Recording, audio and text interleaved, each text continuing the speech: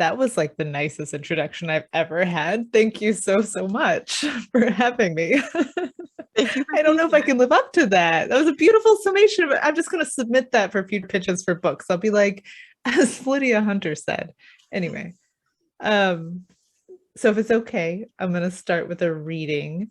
And instead of doing Witches, which is out in paperback now, but is a little heavy, both physically to hold because it's 500 pages and also emotionally, I'm going to do the novella, A Spindle Splintered, because I had a really absurd, never to be repeated amount of fun writing it. And so that's kind of the mood that I want right now. Also, congratulations on saying the title, which is impossible to pronounce. I didn't know that until I tried to say it out loud. I'm so sorry. So I'm just going to start at the beginning. Sleeping Beauty is pretty much the worst fairy tale, any way you slice it. It's aimless and amoral and chauvinist as shit. It's the fairy tale that feminist scholars cite when they want to talk about women's passivity in historical narratives. She literally sleeps through her own climax, as my favorite gender studies professor used to say. Double entendre fully intended. Jezebel ranked it as the least woke Disney movie of all time, which in a world where The Little Mermaid exists is really saying something. Ariel might have given up her voice for a dude, but Aurora barely uses hers. She has a grand total of 18 lines in her own movie, fewer than the prince, the villain, or any of the individual fairy godmothers. Even among the other nerds who majored in folklore, Sleeping Beauty is nobody's favorite. Romantic girls like Beauty and the Beast, vanilla girls like Cinderella, goth girls like Snow White. Only the dying girls like Sleeping Beauty. I don't remember the first time I saw Sleeping Beauty, probably in some waiting room or hospital bed, interrupted by blipping machines and chirpy nurses. But I remember the first time I saw Arthur Rackham's illustrations. It was my 6th birthday, after cake, but before my evening pills. The second to last gift was a leather-bound copy of Perrault's Fairy Tales from Dad. I was flipping through it, pretending to be a little more excited than I actually was, because even at 6, I knew my parents needed a lot of protecting, when I saw her.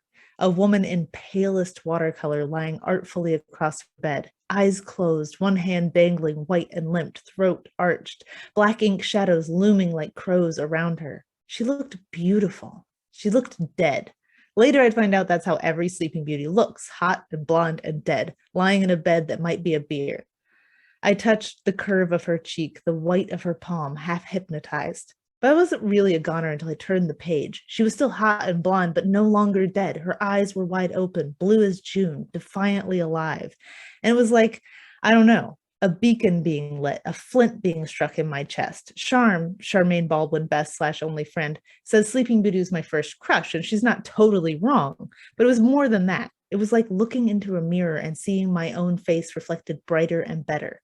It was my own shitty story made mythic and grand and beautiful, a princess cursed at birth, a sleep that never ends, a dying girl who refused to die. Objectively, I'm aware our stories aren't that similar. Wicked fairies are thin on the ground in rural Ohio, and I'm not suffering from a curse so much as fatal teratogenic damage caused by corporate malfeasance. If you drew a Venn diagram between me and Briar Rose, the overlap would be 1, doomed to die young, 2, hot in a fragile, consumptive way, 3, named after flowers. I mean, look, I have a folklore degree. I'm aware that Sleeping Beauty's name has ranged from Talia to Aurora to Zelandine. Do not Google that last one. But the Grimms called her Briar Rose, and my name is Zinnia Gray, so just let me have this one, all right? I'm not even blonde. After that birthday, I was pretty obsessed. It's one of the rules for dying girls. If you like something, like it hard because you don't have a lot of time to waste. So I had Sleeping Beauty bed sheets and Sleeping Beauty toothpaste and Sleeping Beauty Barbies. My bookshelves filled with Grimm and Lang and then McKinley and Levine and Yolen. I read every retelling and every picture book. I bought a DVD set of the original Alvin and the Chipmunks run just to watch episode 85B, The Legend of Sleeping Brittany, which was just as awful as every other chipmunk-related piece of media. By the time I was 12, I'd seen 1,000 beauties prick their fingers on 1,000 spindles, 1,000 castles swallowed by 1,000 rose hedges. I still wanted more. I graduated high school 2 years early. Another one of the rules for dying girls is move fast, and went straight into the Department of Folk Studies and Anthropology at Ohio University. 7 semesters later, I had an impractical degree, a 200-page thesis on representations of disability and chronic illness in European folklore, and less than a year left to live. Dad would cry if he heard me say that. Mom would invent some urgent task in her flower beds, tending things that weren't going to die on her. Charm would roll her eyes and tell me to quit being such a little bitch about it. It takes a particular kind of tough to pick the dying girl to be your best friend. All of them would remind me that I don't know exactly how long I've got, that generalized Roseville malady is still largely unstudied, that new treatments are being tested as we speak, et cetera, et cetera. But the fact is that nobody with PRM has made it past 22. Today is my 21st birthday. My relatives are all over for dinner, and my grandma is drinking like a fish, and my worst aunt is badgering dad about crystals and alternative therapies. My cheeks hurt from fake smiling, and my poor parents are doing their very best to keep the celebration from feeling like a wake. And I have never been more relieved in my short, doomed life to feel the buzz of my phone on my hip. It's Charm, of course. Happy birthday. And then meet me at the tower, princess. And I'll stop there.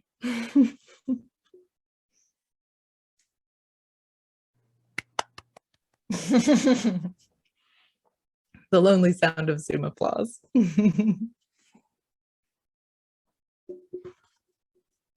Great, thank you so much.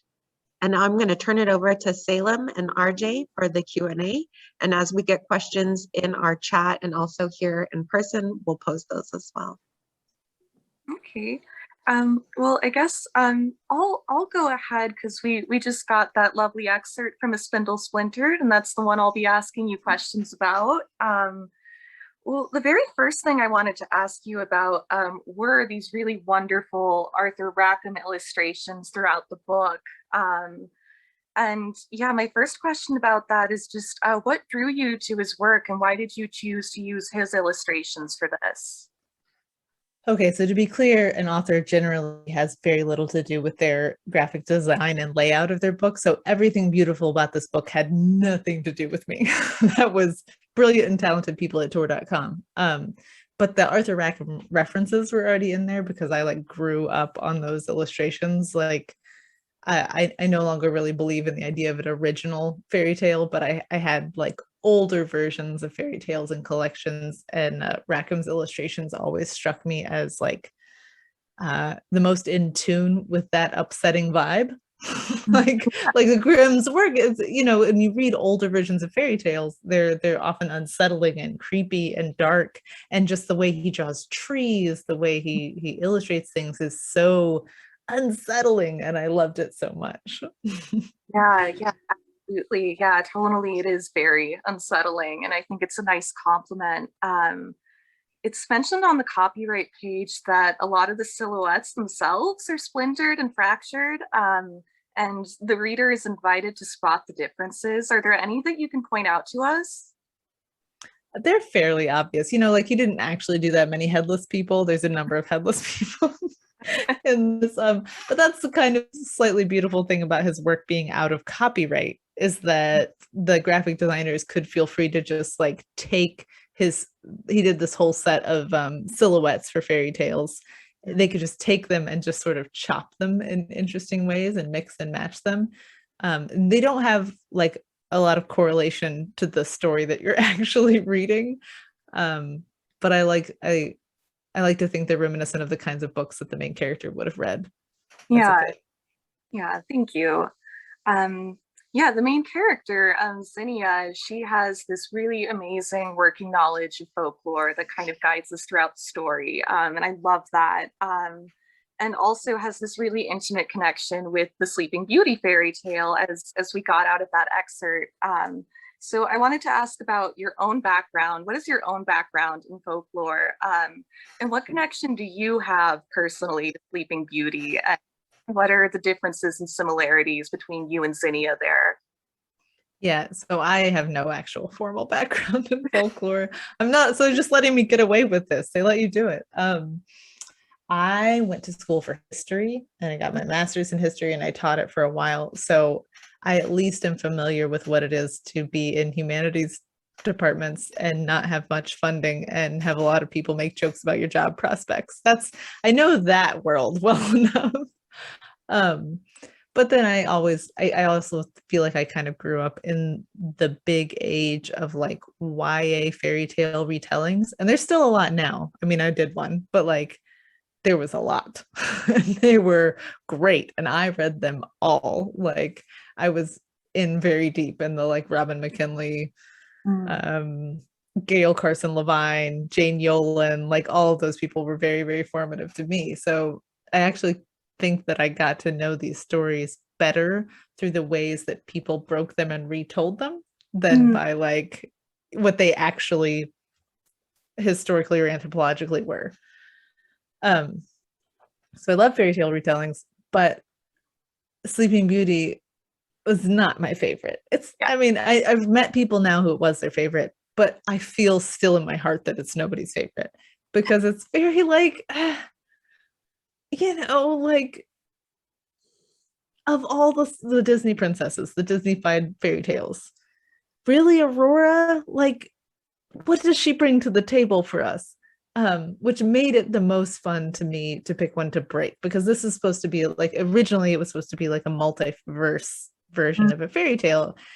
And like the most fun ones there are the ones that need the most fixing, right? And like, I'm not saying Sleeping Beauty is the least feminist, because actually if you go through the Grimm, there's some really upsetting stuff in there, but like it's the most popularly known that has the least agency for the female main character. This next question I think will be interesting because you do have a history in history, like you history background as well. But like I think it would be fair to say that folklore and fairy tales are largely reflective of, you know, the cultures and the time that produced them. So I kind of wanted to hear your thoughts on what do you think something like the Zelandine variant of Sleeping Beauty versus the Disney variant, like what do they each say about the cultures that produce them? And then kind of piggybacking off of that, what does something like a Spindle Splintered, which is all of these variations like in conversation with each other, say about the modern era? Oh, that's a huge question. I love it though. So yes, I do think, and this is definitely the history bias coming out, like I don't feel that stories really exist independently as these perfect artifacts. I think they're these tools that we use to talk about kind of our own experiences and cultures. And so one of the reasons we do retellings, I feel like, is because we have these familiar bits, you know, like we all know what a princess is, a curse, a fairy, or whatever, and you can sort of remix them into ways that like help you make sense of the world now, because at some point I feel like they served a function to the culture that was telling them amongst themselves originally. So horrifically, you then have to imagine that the Zelandine variant served a function, and it told a significant story about what it was to be a woman, what it was to what marriage meant, what a happy ending looked like. And I don't necessarily want to spoil that story or really talk about it that much because it's awful. But I will say that like we get a little bit alarmed by the non-consensual kiss in Sleeping Beauty stories now, and the older stories, often she wakes up either in or after childbirth. So there's a lot more to unpack there. But yeah, it can tell you so much about like the changing ideas about consent and about bodily autonomy and the role of children in childbirth and marriage. I mean, it's a mess. It's a mess. I think the Disney version also tells you a lot about, when did that come out? It's actually insanely early. It's like very, very early, but it tells you a lot about the culture of the time the people were making it in the 40s and 50s in America, which softened it in some ways. But in other ways, somehow even reduced her character and agency even less, you know, like she really has no role except to be cursed and then be revived in the Disney version. And then hopefully, and there's been a lot of different Sleeping Beauty versions since mine, and I think they've all been trying to address that central lack of agency and bodily autonomy. I think mine's kind of retracing well-worn steps in that regard. I think the fun of the multiverse thing, which is also the fun of Spider-Man Into the Spider-Verse, the most perfect film that has been released in this century, it's flawless, is that it's self-aware. And like, we are at the point now where we're all conscious that we do retellings all the time. You know, like you can't kind of mention a superhero movie without everybody being like, oh, this is like the fifth Batman, or this is like, you know, like we've all seen stories repeated at a pace that is somewhat new, you know, like we get a new Spider-Man every like 5 years now. And I think that that's okay and is kind of interesting and fun. And so to do a self-conscious like retelling of retellings is maybe a little bit new, and is certainly very fun because it lets us talk about like why we tell these stories over and over again and what the resonance is between them all, rather than just like the plot points of the story itself. Mm. So that's my very long answer. Terrific, thank you. And I wanted to ask you a little bit about the multiverse aspect of this too, which is so much fun, and which I love so much. And I think folks who have maybe read some of your previous work or aren't familiar with this one will be pleasantly surprised that there's more of like a sci-fi aspect to this. And I wanted to ask what it was like for you to kind of venture a little more into sci-fi, and if you had to do like any kind of research into like the multiverse while working on this. See, I get scared of calling it sci-fi because as soon as you say something is sci-fi, there's like this legion of people who've been waiting. They just like rise up and they start to question your science. And I'm like, oh, it's not that kind of story. Actually, I saw, while I was writing this book, I saw this old interview that Mark Hamill did when he was talking about filming the first Star Wars. And apparently he was like all concerned in some scene because he was like, oh, we just came out of the trash compactor. Shouldn't there be like more dirt in our hair? We look too nice. And Harrison Ford was like, kid, it ain't that kind of movie. And that has been my guiding light for the science in this book, which is that like I don't care about the science nearly so much as I care about the look and feel and vibe being consistent. So for instance, I don't think you would probably get cell phone coverage in between alternate universes from multiverse to multiverse or whatever. But thematically, I wanted it. It's about friendship. And so I let them text each other the whole time. Awesome. Thank you. One of the things that really stuck out to me, and one of the things that you've mentioned a lot during this conversation, has been like this recurring theme of personal agency. And the idea that, you know, the stories that we have, that we are a part of, are malleable and not predetermined by fate. So I wanted to ask you, in what ways do you feel like modern women are still discouraged from taking their lives and their futures into their own hands? And what do you hope that women, but all of your readers, will take away from A Spindle Splintered? Yeah, I mean, I don't want to get too into like listing the ways that misogyny still blows. It does, it's around. I don't have to like argue that. But I think in general, the question of agency is a really interesting one because in Western storytelling, we tend to expect our protagonists to have a certain degree of control and influence over their own choices. Like their choices need to matter in the world for them to feel like active characters. And I understand that.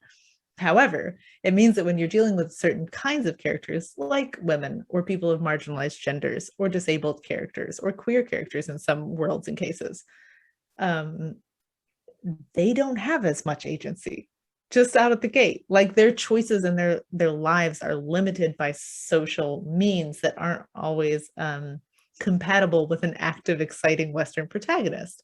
And so I think it's really fun and maybe a little bit important to take characters that are assigned more passive roles and explore the limits of that passivity. And like, what does agency look like when your story just sucks? Like when your narrative bounds that you've been given are limiting, like your lifespan is shortened, or, you know, you're bound to marry someone, like arranged marriages. Like there's a lot of different ways you can come at it. And I think authors do really interesting things, particularly in sci-fi and fantasy.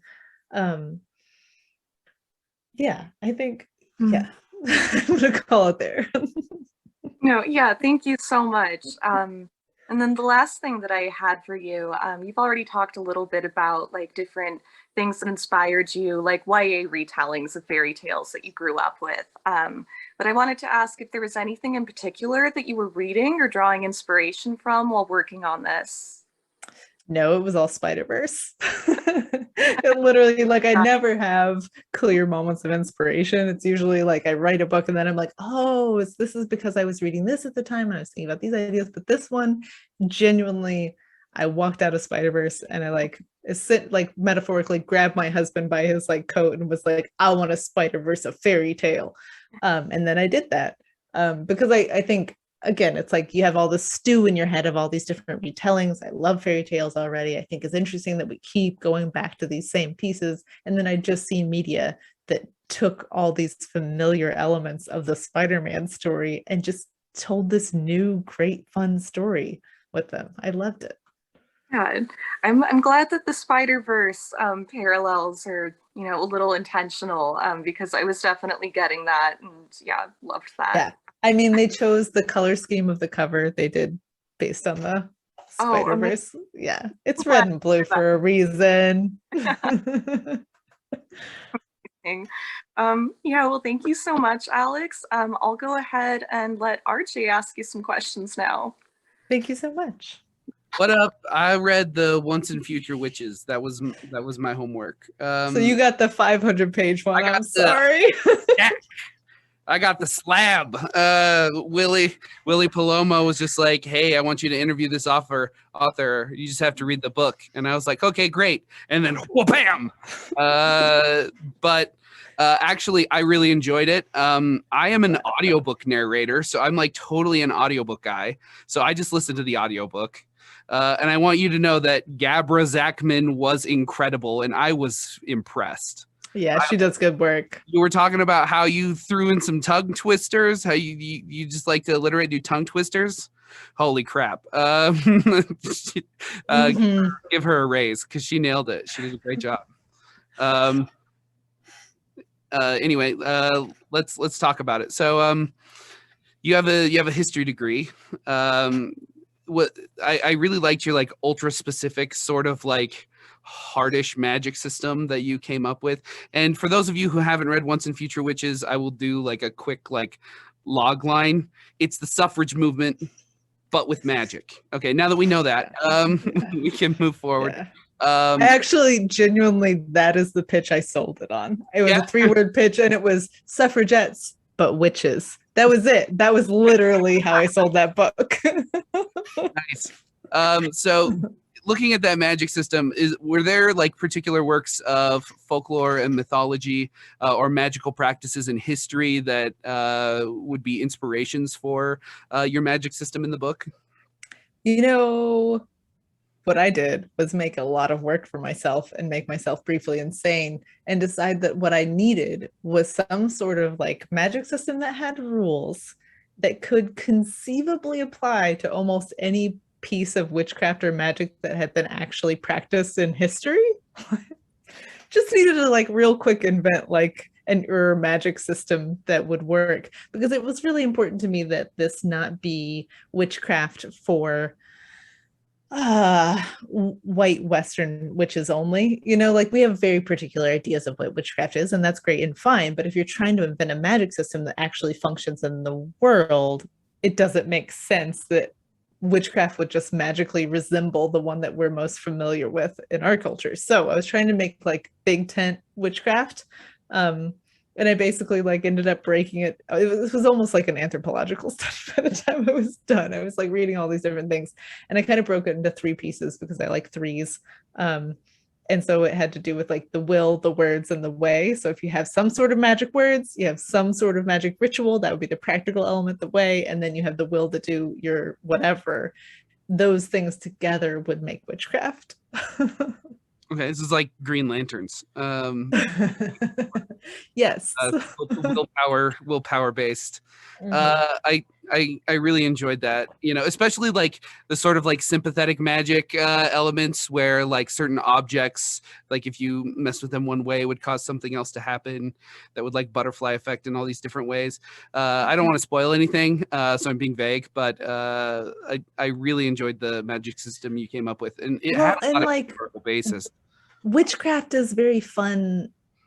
Like, I feel like it's most aesthetically pleasing when it has like a real grittiness to it, and like you get to see like not just like potions being mixed or cauldrons, but like something real in the real world, like herbs or like fire. Like for anyone who's seen The Green Knight, the introductory sequence where the witches are doing their little ritual, it's upsetting, but it feels like magic. I love it so much.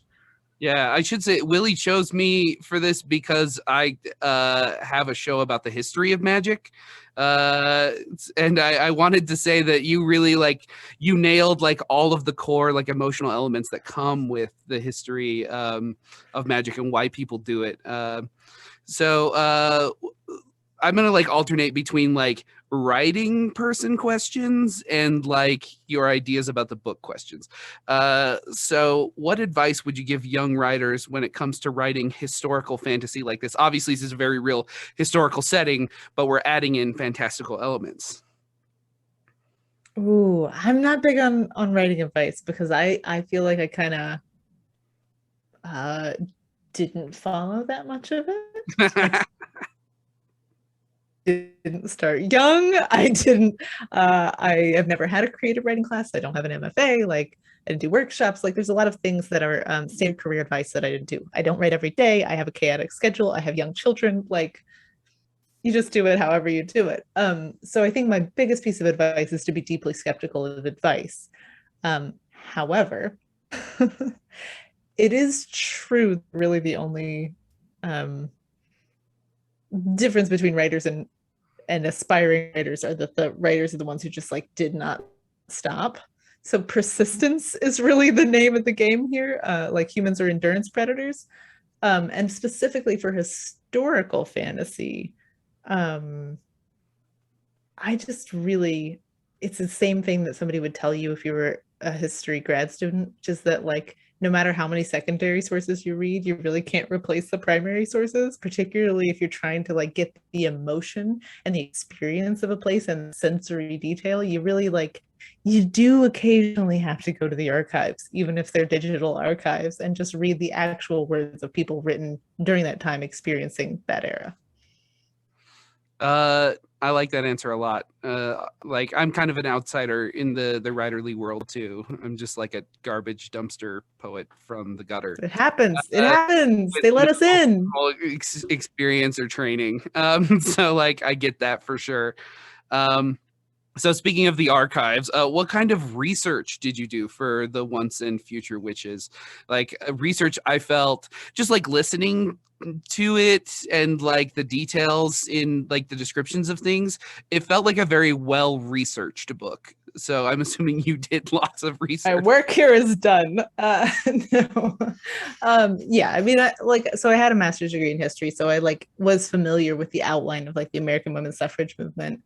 So most of my research there went to like that specific emotion and scene setting stuff. So I read some memoirs by suffragettes, both in the UK and the US. I read some like meeting notes, which are very, very boring. Turns out suffrage itself is a political movement and is full of a lot of really boring details. And then I'd say most of my research actually ended up going to witchcraft, because that's the thing that I hadn't really like. I have almost no medieval history in my experience. Like I didn't know anything about it, particularly European medieval history. Like I don't know what they're up to. So I had to really fill in a ton of gaps. I read a lot of church history because it turns out those are the people who are keeping records about witches. And I read a lot of, yeah, they're really up on it. They're really all about it.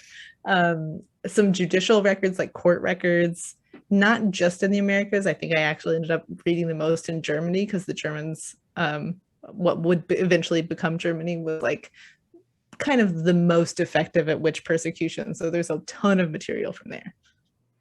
Cool. Yeah, I really enjoyed like the way history was like blended, and honestly, your writing was banging. Like you did so many things right with the way that you wrote this book. So don't be humble. You know, you really nailed it with your writing style. So one question that plagues authors these days is the nature of books today. So we've got the Kindles, and we've got, obviously I did audiobook. and a lot of the authors that I work with are like, yeah, I'm going to write a 500-page book, but I'm actually going to break it up into 100-page novellas so that I can milk more money out of the Amazon algorithm, right? Yeah, So, yeah. so like, was there any kind of influence on like the distribution, how you wanted this book to be presented, how you wanted it to be read, that went into what you were thinking about when you were writing it? Or were you just like, nope, I'm gonna write a banger and send it to a publisher? Yeah, I mean, I had this stupid lucky thing happen where I sold my first novel and they made it a 2-book deal for whatever I wanted to write next. Oh. So I just had the pressure of, don't mess this up, write an effective book and give it to them. And I did. I mean, it turns out I was also not used to working on a deadline, and I had a newborn and stuff like that. So writing this in a 1-year deadline was stressful. And I did end up turning in kind of a trash draft and have to rewrite the entire thing in 3 months. So I wouldn't say it was a flawless system. Didn't go super well. And during that rewrite, it got like 50,000 words longer or so. So I wouldn't say it was a plan necessarily in terms of like exactly what kind of market I was going to hit or how, like, what size a standalone novel can be. I also would say that, like, I don't know that much about self-published in the indie world, which is full of like really much smarter people than me who can handle data. If I was asked to consider the marketing of my own book, I would just go crawl in a corner and never come out of it again. It's like, I know that is a fact. But like, it does feel like length and packaging is getting like a lot more fluid, and even genre is getting a lot more fluid in traditional publishing, which I think gives a lot of space for cool stuff to happen. Like even the existence of novellas in traditional publishing, it did happen a long time ago, but it's kind of having a huge resurgence, and like Tor.com is putting out like little books for like that size story. And I really, really like that. Like in sci-fi and fantasy, any length idea you have, there's professional paying short story markets, there's audio markets, there's novelettes, there's novellas, standalone novels, and then like 7-book series, you know, so like you can expand to fill whatever space you want. I see. I really like you have a tetratagonist in Once and Future Witches, which seems like a bit of a challenge to have like 3 protagonists that we follow. The tension between their relationship, I thought, was the most delicious part of the book, because it's like, yes, there's like the magic and like the whole like existential like main plot story, but really the writing shines with their relationship. So how did you imagine these characters originally, and why did you decide on, I guess, to semi-spoil, it's related to the Maiden mother Crone like triad. Archetype, yeah. Yeah, so was that where you started, or was that an idea that came later?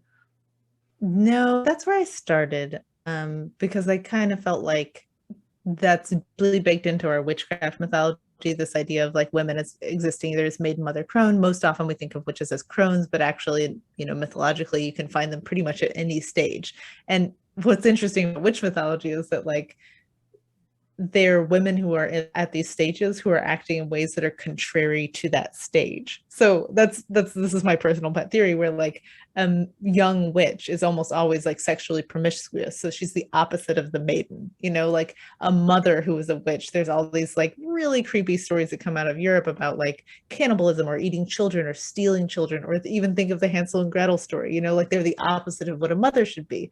And the crone, instead of being like a grandmother or motherly figure, is you know, like evil. So I really, really, really wanted to play with these archetypes, partly because they're terrible. Like defining women by their reproductive state has obvious problems, but also kind of compelling and interesting. And like, I really like the idea that there's both power and kind of cruelty in these archetypes. So I wanted characters that both fulfilled and subverted them, which is like a small, easy task. It's like no big deal. And then I had to like find actual human people that would meaningfully fulfill those roles. And at first, in the earliest draft of the book, they were just 3 unrelated women who meet at the beginning. And that completely failed. And And it's kind of what you're saying about like, yeah, there's all this stuff about the suffrage movement, but you're really invested in these people's relationship. And like that does turn out to be, I think, one of the hard parts about portraying a social movement is that social movements don't like move us in these interpersonal emotional ways.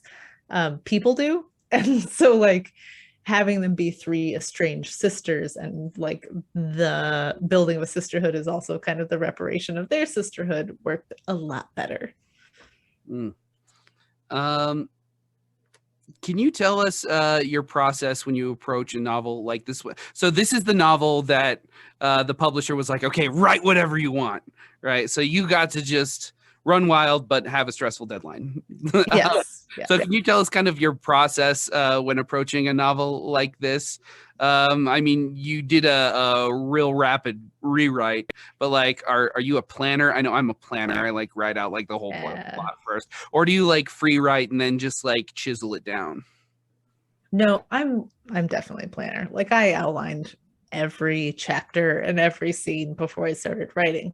However, now I'm on my third book, plus some novellas and short stories. I've really come to this unfortunate conclusion that like the difference between planners and what they call pantsers, like see through your pants writers, is just that the planners think they know where they're going. So it's really just a sense of confidence that you get to carry into the writing process, because like almost always I hit huge rewrites. And I usually find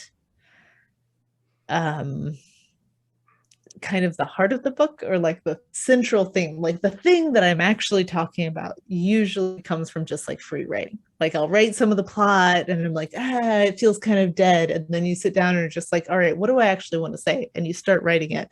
And that, in so far, everything I've written ends up being the first like 5 pages. It's kind of a thesis. It's like an academic approach to writing where it's like, you have to lay out your thesis and like your arguments first. And I weirdly end up doing that in fiction.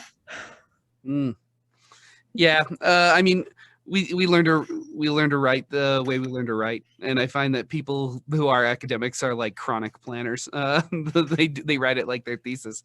What is your advice to young authors looking for a publisher? That's a popular question that every single author seems to have a different answer to. Yeah. So I cheated, which is terrible. I was just writing short stories, and I had a short story published in a magazine called Apex Magazine, which is great. They're still around, they're online. And it went around Twitter a little bit, and I got a DM from an editor at a publishing house who was like, hey, you don't happen to have like a novel, do you? And I was like, I do. And I sent them my first novel. And I also got a DM from an agent like that same day. And that is my current agent and my editor for these 2 books. So that's really obnoxious, and I'm very aware of that. It's perfectly noxious. It happened, I'm sorry. The more traditional and probably more successful way to go about it is to like write your work and then look for an agent. I do think if you're US based, it's pretty unlikely to reach an actual publisher without finding an agent first. However, I also know some indie and self-pub people who did very well in that space and then were independently approached by editors. So like there's no actual path. Everyone is making it up. That's terrible advice, but it's true. Yeah, I mean, I found a similar thing with like the poetry world, where you just like write something really banging and great, and then people will notice, and then sometimes they'll give you money. So semi-personal question that I always like to ask authors: what's the book you've reread the most? Oh man, that's really hard because I am a rereader. I reread like there's like all the time. Like if I like a book a lot, I'll often just end it and just like flip back to the beginning like nothing happened. I won't even stand up and stretch first. It's a tight race. It might be Jonathan Strange and Mr. Norrell. Okay. But I think that's actually too highbrow. I think the reality is that it is Lois McMaster Bujold's For Kosygin Saga, which is like I don't know, like 15 books or something, and particularly, especially a civil campaign, which is among the least serious and the one that most resembles a Regency romance novel. And I love it. I reread it all the time. Okay. Well, I managed to save 15 minutes just in case we have any audience questions. Are there any audience questions you want to throw in the chat? Or Lydia, is there anybody there who has a question?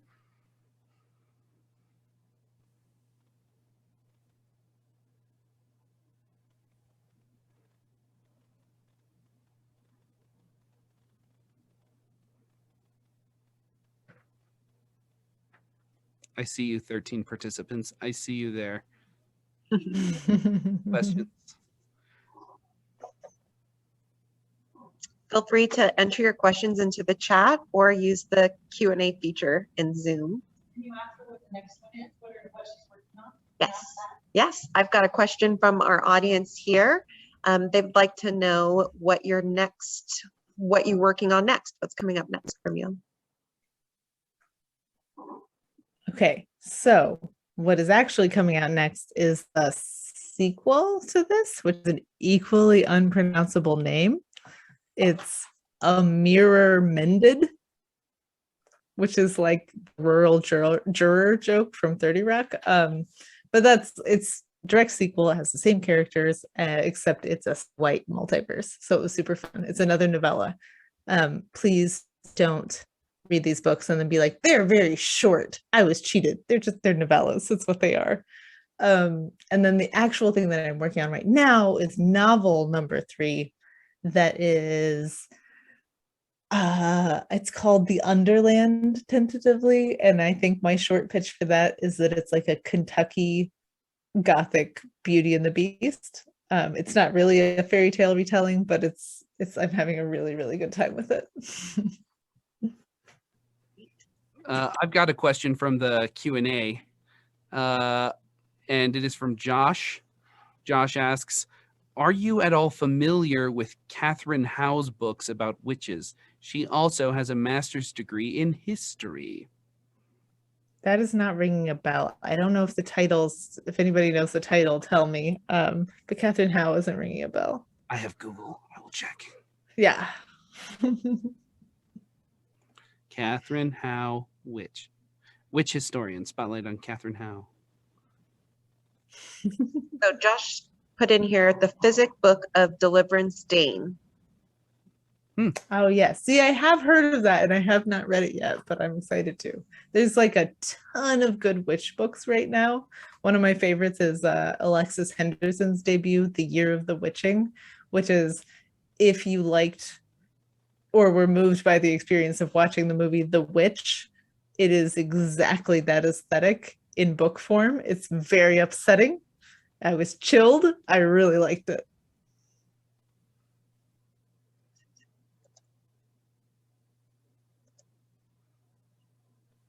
We've got another question in the Q&A. Any chance of this? Sorry, this is from anonymous attendee. Any chance of additions to the Once and Future Witches world, perhaps in non-white, non-Western traditions?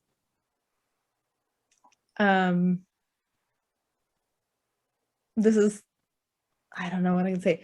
Not me writing them in the publishing world. I've actually switched to a different publisher, and your original publisher kind of retains the rights to the world that you made with them. So I'm not going to write any more Once and Future Witches books or stories.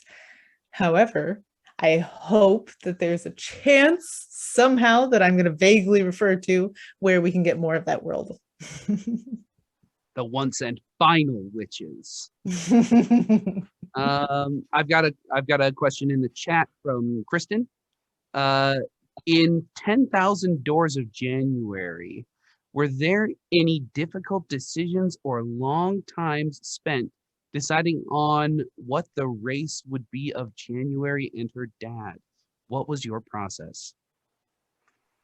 Actually, there wasn't a lot of there was some debate after I finished the book, but while I was writing the book, it seemed very obvious to me that what I was trying to address was a particular genre of largely 19th century white stories about children who go on adventures, and particularly who go through magic doors. I was speaking to Narnia fairly directly in some ways, but also there's a whole genre of like kind of imperial children's fiction where kids, young white children, go into colonial spaces, into the frontier, confront natives, and then come back home. It's kind of a trope. That's what I wrote my thesis on, was representations of race, gender, and class in the British children's literature, and particularly surrounding the jungle. So I was all up in this. And so it seemed very, very intuitive to me that if I was going to address these stories and try to subvert some of the worst things about them, the only character that made sense in that role was a character who did not pass as white in our world. And I want to be clear that January's race does not, I don't know how to do this without spoiling the book, but does not map specifically onto a particular lived historical experience of any actual group or person. That was kind of important to me. She doesn't map as white, neither does her father, but I'm not writing a book about, for example, the Black historical experience, because I do feel like that would be well outside of my lane, obviously.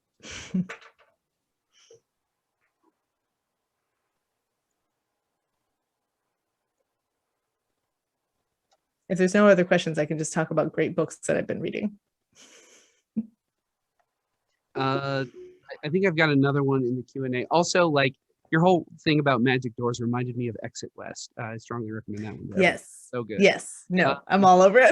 Which I think is I think it's totally a subversion of the Portal fantasy, but it's also like, oh, I could talk about that book for a while. Anyway, keep going. So this one's from Cameron. Your endings always exude magic. Do you have a process for wrapping up your novels?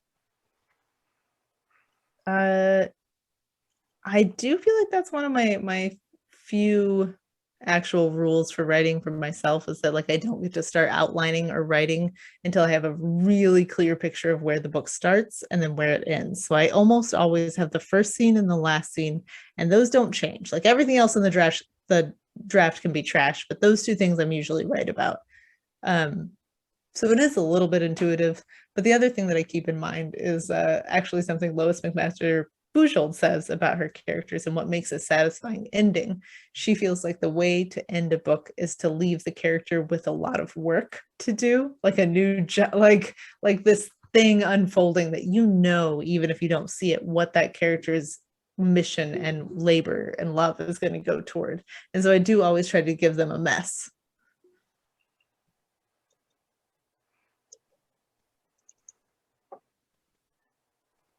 That is a really solid strategy, I think. Yeah. All right, we still have some time if you want to drop some questions in the Q&A or the chat. Meanwhile, I just finished Nevo's second book. Okay, so Nevo wrote The Chosen and the Beautiful, which is a Great Gatsby retelling that's like queer Vietnamese immigrant version of Great Gatsby, and I thought it was wonderful and beautiful and I loved it. However, the next book I love even more. It's so good. It's loosely set in the same world. So it's like 1930s, I want to say, by this time, but like Hollywood, like kind of golden age Hollywood in that entire like gross, weird world, but with magic. And I think it's really, really smart and really, really beautiful. Her prose is just like untouchable. So everyone should look up Siren Queen by Nevo.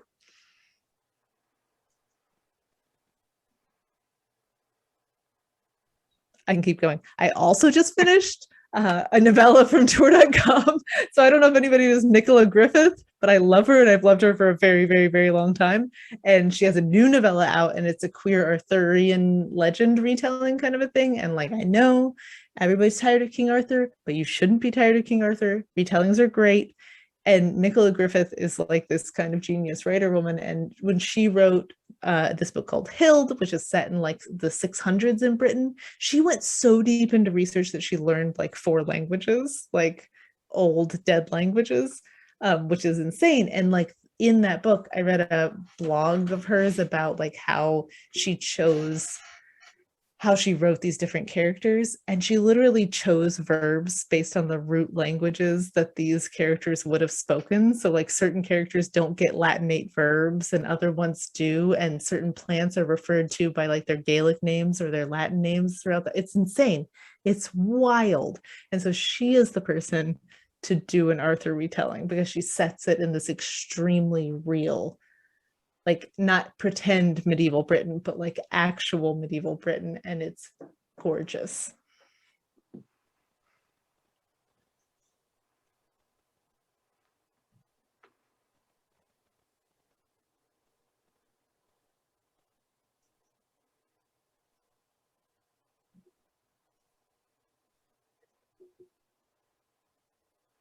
Well, I've got some good book recommendations, and if there are no other questions, oh, we do have another one here from Cameron. What inspired your short story, Mr. Death? Oh, no one has asked me about that story. So Mr. Death is a story of like a kind of a bureaucratic version of a Grim Reaper, which has definitely been done before. But it involves like a Grim Reaper who's assigned the death of like a child. And I obviously, this came out probably of living through the pandemic with young children and having anxiety and having like a lot of feelings about mortality and childhood and like the just wild unfairness of death. So it's kind of a bummer. It's not actually, it doesn't end on a bummer, just in case anybody needs that spoiler to go into that one. It's okay. There's a fabulous independently made video game called Death and Taxes. That is the bureaucrat Grim Reaper, but you get to be the bureaucrat Grim Reaper. So it's a lot of fun and also like emotionally taxing in places. Yeah, this is like a very like it's a funny story, but then you're also like, oh, huge bummer. Oh, we got another question from Josh. And then another one from oh, they're pouring in. All right. Have you ever been able to talk to Erin Morgenstern after she said you had written complimentary books? Yeah, I actually have. One of the craziest, weirdest things that happened to me is that like she happened to read my book the year it was coming out.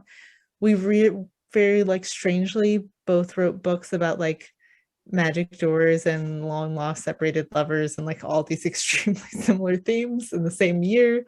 And instead of being weird and possessive about it, she was extremely cool, and she moved one of her tour stops so that we could do an event together. So I got to meet her and hang out. And now, and this is upsetting, we're writing books that have another overlap to them. So every now and then we DM each other and are like, how's your spoiler that I can't say book going? So she's wonderful and great. She also told me the best kind of pens to get for signing books because she signed more books than I can ever conceive of existing in the world. And so she knows. Here's another question from Amanda. Do you plan to continue writing retellings? Will there be more of Xenia beyond A Mirror Mended? No. I learned something about myself through the process of writing a sequel, which is that I don't like sequels and they're really hard. I think I just have like a kind of a restless back brain, and it turns out once the world building and characters and all these little puzzles were already figured out for me in certain ways, and all I had left was like plot and dialogue and like character arcs and stuff, I was dangerously close to getting bored. So I really liked writing A Mirror Mended, and I could already feel that like if I had to apply these same rules again, I would break. So I am not, unfortunately, one of those brilliant writers like Shauna McGuire who can just like continuously spin off these great stories in the same world in satisfying ways. I don't think that's me.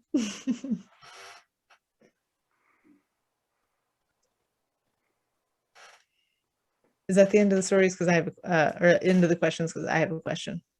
Yeah, that's the end of the questions. What is the name of your show about magic history? So it's called Mancy, M-A-N-C-Y. And it's a podcast about magic and how it's influenced our culture today. So it's like a little bit of anthropology, a little bit of history, and a lot of swearing and jokes. Awesome. So be aware that there's explicit content on the show. One episode that we did was on tasseomancy, which is tea readings, which we focused on tea readings during the suffrage movement, actually. Oh, there's a lot. Episode. And also how like the first like lady cops were basically busting tea reading shops because like while all the prohibition stuff was happening, they were busting people giving tea readings, I guess. Yeah. Which was a fantastic piece of history that I learned from researching through the podcast. Yeah, I'm like not the one who invented the connection between suffragists and witches. Like they were up to some weird spooky stuff for sure. Oh yeah. Also, do you have an episode or have you addressed they're called the Women's International Terrorist Conspiracy from Hell? Have you ever heard of that? No, but I'd love to hear about it from you. You need to like just if you're looking for future material in the 60s, there was a group that called themselves Witch, I think, and the acronym was Women's International Terrorist Conspiracy from Hell, and they at one point did a huge public stunt where they like hexed the Dow Jones. They like just marched around in front of it, which is great, and then it did drop like 5 points, and they were like, boom, what's up? So they're an anti-capitalist feminist group in the 60s, and they're amazing. I'm definitely gonna have to look into that. Each episode we do covers like a different like mancy or method of magic.